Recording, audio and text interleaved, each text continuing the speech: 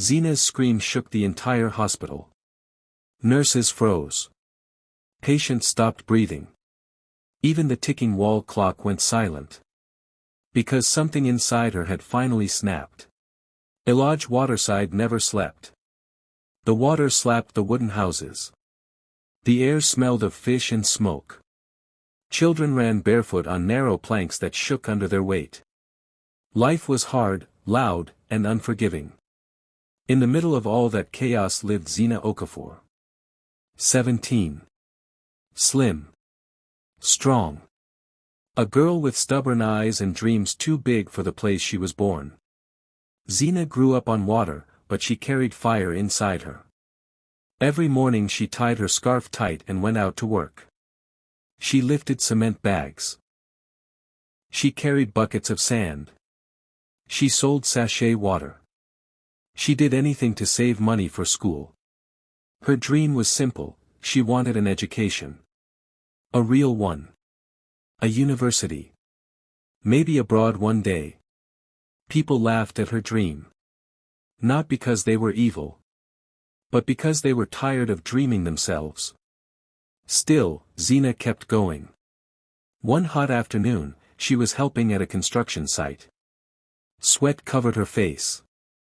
Her palms stung from lifting heavy loads. Then a black Jeep rolled in shiny, big, out of place. Everyone stared. The door opened and a man stepped out. Cade Lawson. Dark shades. Clean suit. Expensive wristwatch that caught the sun. He looked like money had chosen him as its best friend. He walked straight to Zena. "You," he said with a soft smile. "What's your name?" Zena wiped her face. "Zena." He studied her like she was a rare thing. "You are hardworking. Strong. I like that." She didn't smile back. Men with smooth words didn't impress her. She had heard enough promises in her life to know most were empty. "I'm fine on my own," she said. He laughed softly. "Relax. I'm not here to disturb you." He removed his sunglasses. His eyes were sharp. Confident. The kind of eyes that scanned people and decided where they fit. "Tell me something, Zena," he said. "Have you ever thought about studying abroad?" Her heart jumped, but her face didn't show it. "I think about many things," she replied. "What if I told you I can help?" he continued. "Full scholarship. Visa. Tuition. Everything." Her hands tightened around the cement bag. Offers like this didn't just fall from the sky. Not in a lodge waterside. "Why me?" she asked. He paused. "Because you have potential. And because I help people who know what they want." She looked at him for a long moment. He stood still. Calm. Too calm. "Take my card," he said. The card felt heavy in her hand. Golden letters. A foreign world printed on a small rectangle. "Think about it," he added. "Opportunity doesn't knock forever." He got back into his Jeep. Drove off. Left dust behind. Zena stared at the card the whole way home. That night, the water beneath her house creaked and groaned. Her mother was frying fish in the next room. Voices from neighbors floated across the lagoon. But Zena wasn't hearing anything. Her mind kept replaying one question. Could this be her ticket out? The more she tried to ignore it, the louder the question became. Elaj Waterside was all she had ever known. But she wanted more. She had tasted ambition too young to spit it out now. 2 days later, she picked up her phone. Her hands shook. She dialed the number on the card. "Hello, Zena," Mr. Lawson's voice came through. Smooth. Warm. Too confident. "I was expecting your call." They spoke for 5 minutes. He sounded generous. Maybe too generous. But when the call ended, Zena felt something shift in her life. A door had opened. Big and shiny. The kind she had only seen in movies and on students' vlogs online. They agreed to meet in a cafe. Zina had never stepped inside such a place. Cold AC. Soft music. People dressed like success was their uniform. Mr. Lawson sat in a corner. Suit perfect. Smile controlled. He stood when she arrived. "You look nervous," he said. "I'm not," she lied. They talked. He explained the scholarship. The visa. The flight. The new life waiting for her in America. Everything sounded perfect. Too perfect. Then he leaned forward. "But remember," he said, tapping the table lightly. "Nothing in life is truly free. I'll help you. But I expect loyalty. I expect commitment. You must attend some events with me. Meet people. Build connections." Zina swallowed. "What kind of events?" "You'll see," he said with a smile. Something about the smile made her chest tighten. But the dream was too close. Too real. Too big to walk away from. She said yes. He nodded, pleased. "This is the beginning of your new life," he said. 1 week later.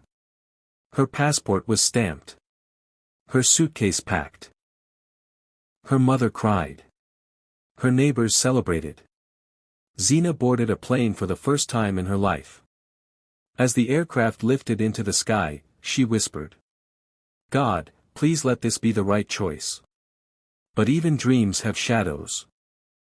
Zina stepped out of the plane with shaky legs. The cold air of Atlanta hit her face like a slap. Everything looked too bright, too clean, too big. People rushed past her pulling huge suitcases. Announcements echoed overhead. For a moment, she felt lost in a world that didn't know her name. But she kept walking. Her new apartment shocked her even more. The space was beautiful, white walls, soft couches, big windows showing tall buildings glowing in the night. She sat on the bed and stared at the view. Elodge Waterside felt like another lifetime. That evening, her phone rang. "Hello, Zina," Mr. Lawson said in his smooth voice. "I trust you've arrived safely. Rest well. Tomorrow we begin." "Begin what?" Zina didn't ask. She was too tired to think. The next morning, she got a message from him again. "Be ready by 7 p.m. Wear something nice." Zina's heart jumped. She hadn't even unpacked. When she checked the closet, she froze. It was filled with expensive dresses. Someone, clearly Lawson, had bought them for her. She picked a simple black one. At 7 p.m. sharp, a black car pulled up outside the building. Lawson stepped out looking perfect as always. "Ready?" he asked with a smile that didn't quite reach his eyes. Zina nodded, even though she wasn't. He drove her through the city to a huge mansion glowing with gold lights. Rich people stepped out of shiny cars. Cameras flashed. Laughter floated into the air like perfume. Zina felt small. Inside, the hall was filled with diamond jewelry, long dresses, and suits more expensive than her mother's whole house. Lawson held her arm lightly, guiding her from group to group. He introduced her like a new product. "This is Zina," he said proudly. "A future scholar. Very bright." The men smiled at her. But their eyes studied her like she was something to buy. Zina forced a smile back, though her stomach tightened with discomfort. She didn't belong here.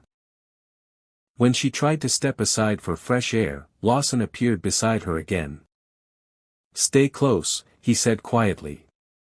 "These people matter." His tone wasn't friendly. It was a warning. Late that night, he drove her home. The car was silent.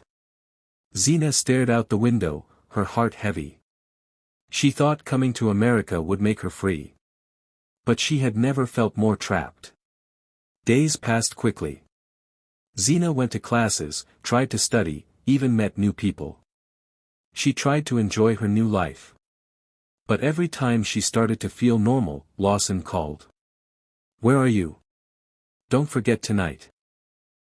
Pick up your phone. Be ready in 1 hour."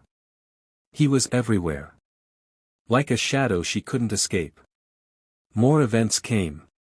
Dinners. Private gatherings. Business deals she didn't understand. Every time she tried to say no, his voice turned harder. "You owe me, Zina," he whispered once. "Don't forget who brought you here." She couldn't forget. Not when he repeated it almost every day. One night after another event, she returned to her apartment and broke down. She sat on the floor, dress still on, crying softly so the neighbors wouldn't hear. "This is not what I came for," she whispered. She felt alone. Trapped. Lost in a life that didn't feel like hers anymore.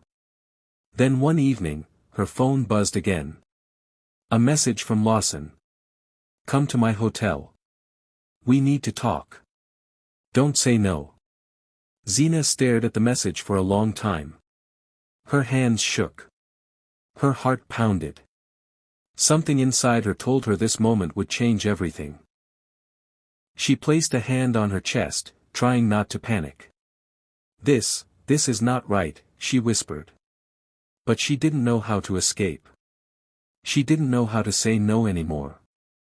She didn't know how to fight a man who held her entire future in his hands. Slowly, she stood up. And the chapter of her life that had seemed like a dream was now turning into something dark. Something she wasn't ready for. Zina stared at the message on her phone for a long time. "Come to my hotel. Don't say no." Her hands shook. Her breath came in small, tight gasps. She felt her heart beating fast, like it wanted to run without her. She didn't want to go. Every part of her body said no. But her mind whispered something else. If you refuse him, what happens next? Her visa. Her school fees. Her future. He controlled everything now. Zina sat on the edge of her bed, hugging her knees. The room suddenly felt too small, too quiet, too cold. The city lights outside looked distant, like they belonged to someone else's life. She wiped her tears, stood up slowly, and got dressed. Not because she wanted to. But because she didn't know how to fight him. The hotel room. The ride to the hotel was silent. Her legs felt numb as she walked through the glass doors. The hall smelled of money, expensive perfume, polished floors, clean walls. She knocked on the door. It opened instantly. "Mr. Lawson stood there. Perfect suit. Calm smile. Eyes that saw everything. "Come in," he said. Zina stepped in slowly. Her throat tightened. The room looked too beautiful, too quiet, too prepared. He offered her a drink. She refused. He walked closer. Too close. "You've been distant," he said softly. "I brought you here. I opened doors for you, and you're pulling away." Zina swallowed hard. "I'm grateful, sir. I'm trying my best." He shook his head slowly. "Gratitude is not enough. Loyalty, Zina. That is what I need." Then he touched her arm. Something inside her broke. She froze. Everything felt wrong. Her chest squeezed so tight she could hardly breathe. "Mr. Lawson, please." But he didn't stop. And Zina didn't know how to resist. Not when he controlled her whole life. That night changed everything. When she left the hotel room, her legs could barely hold her. She walked like someone who had lost a battle she didn't even know she had entered. Her soul felt empty. Her body felt dirty. Her heart felt like glass cracking inside her chest. She walked back to her apartment with tears running down her face. The city lights blurred. The night air felt heavy. She felt like a stranger in her own skin. She didn't sleep that night. She sat by the window until morning, staring at the dark sky. She whispered to herself. This is not the life I wanted. Days passed, but the pain didn't leave her body. At first, it was just tiredness. Then came the sharp stomach pains. Then the dizziness. Then the nights she woke up shaking. Then the swelling that scared her. She tried to hide it. She forced herself to go to class. Forced herself to smile when people asked if she was okay. Forced herself to pretend the pain wasn't growing. But her body knew the truth. Every day, she felt weaker. Every night, her stomach tightened as if something inside her was twisting. Lawson didn't care. He kept calling. Kept demanding. Kept pulling her deeper into a world she didn't want. One night, after another event she barely survived, she collapsed on her bathroom floor. The pain was sharp, burning, unbearable. She cried so loudly she had to cover her mouth so no one would hear. Something was wrong. Very wrong. She went to the hospital, shaking. The doctors ran tests. They frowned. They whispered. They came back with confused faces. We can't see anything, they said. All your results are normal. Normal. But she felt like she was dying. Zena left the hospital with tears burning her eyes. She didn't know what was happening. She didn't know how to fix it. She didn't know who to tell. And for the first time since she left a lodge waterside, she felt truly alone. One morning, the pain became unbearable. Her stomach looked swollen. Her body felt heavy. Her feet trembled when she tried to walk. She couldn't go to class anymore. She couldn't pretend everything was normal. She packed her things. Not much, just clothes, her books, and a fading dream. She booked a flight back to Nigeria. She didn't tell Lawson. She didn't tell anyone. She just ran. She cried silently on the plane as she held her stomach. The pain was constant now, like a punishment she couldn't escape. God, please, she whispered. What is happening to me? The plane hit turbulence. Her vision blurred. Her fingers shook. By the time she landed in Lagos, she could barely walk. Lodge waterside smelled the same. Smoke, water, fish, but she didn't feel the same. She felt heavier, weaker, broken. People hugged her. Her mother cried. Neighbors asked questions. But Zena stayed quiet. Too tired to speak. Too hurt to explain. She went from hospital to hospital in Lagos. More tests. More confusion. More doctors shaking their heads. We can't find the problem. It's not medical. It might be stress. You need rest. Rest? When her body felt like it was collapsing, Zena began to wonder. Was this punishment? A curse? The cost of the life she tried to chase? The price of trusting the wrong person? The pain only got worse. Her nights filled with nightmares. Her days filled with fear. Something deep inside her spirit felt broken. As if the person she used to be was fading away. The girl who once fought to escape poverty was now fighting to survive her own body. And she didn't know if she was strong enough to win. Zena woke up before sunrise, her stomach twisting like a rope being pulled from both ends. Sweat covered her face. Her mother rushed to her side, shaking gently. Zena, my child, what is happening to you? Zena didn't know how to answer. She didn't have the strength to speak. The pain came in waves, sharp and deep.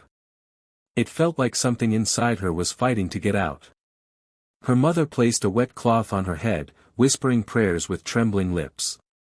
But Zina barely heard anything. Her body felt heavy. Her chest felt tight. Her spirit felt lost. She had escaped America. But the pain had followed her. Her mother carried her from one hospital to another. Doctors checked her. Nurses asked questions. Machines beeped. But every result came back the same. Nothing is wrong. Her test is normal. She should rest. Rest? She could barely walk. Zina watched the doctors' confused faces and realized something frightening. This pain wasn't from her body. It was from her life. From the betrayal. From the fear. From the night that broke her spirit. From the guilt of everything she left behind. Her body was remembering what her mind tried to forget. Every night, Zina dreamed the same dream. She was standing in a dark room. Cold. Alone. Her stomach heavy with pain. A shadow stood across from her, tall, silent, familiar. Mr. Lawson. Each time she tried to run, her legs refused to move. Her voice refused to come out. Her body froze. She woke up screaming, clutching her belly. Her mother begged her to talk. What did they do to you over there? Who hurt you? Tell me, my child. But Zina couldn't say the words. They were trapped in her throat like broken glass. She just cried. Her spirit starts to break. Days passed. The pain got worse. Her stomach grew more swollen. Her skin paler. Her breath shorter. Neighbors whispered. Some said it was stress. Some said it was spiritual. Some said she had brought something back from abroad. Even Zina didn't know anymore. She sat by the water one evening, watching the waves move gently under the wooden houses. She used to draw strength from this place. This water raised her. This water taught her how to survive. But now, she felt like she was sinking in it. She cried quietly, hugging her knees. I wanted a better life, she whispered. But why does it feel like I am being punished? Her tears fell into the water and disappeared instantly. That night, her body gave up. She collapsed in the middle of the room. Her mother screamed. Neighbors ran in. Someone rushed to bring a lamp. Zina lay on the floor, shaking uncontrollably, her stomach tight and swollen. Help her, her mother screamed. But no one knew how. Zina's eyes rolled back for a moment. She felt like she was floating outside herself, watching everyone panic, watching her mother cry, watching her own body tremble like a dying flame. She tried to speak. To say she was sorry. To say she never meant to disappoint anyone. To say she wished she had never trusted him. But the words refused to come. Her breath grew weaker. Her heart slowed. Darkness pulled at her like a deep ocean current. For a moment, she let it pull her. She felt peaceful. Quiet. Still. Then she heard her mother's voice. Desperate. Crying. Begging. Zina, don't leave me. Zina, please don't go. Her mother's voice pulled her back. Zina gasped suddenly, her eyes flying open. She coughed, shaking violently. Her mother held her, praying loudly. The neighbors stepped back in fear. This was not normal pain. Not normal sickness. Zina lay in her mother's arms, breathing fast, tears running down her cheeks. Don't give up, her mother whispered. You will not die like this. You will rise again. You will live. Zina held her mother's hand tightly. For the first time in months, she felt something return to her. Hope. Small, weak, but alive. Maybe she could heal. Maybe she could fight. Maybe the pain wasn't the end of her story. Her journey wasn't over. Not yet. Xena's story doesn't end in darkness. Her survival marks the beginning of a new chapter, one filled with healing, fight, justice, and truth. But that comes in the next tale.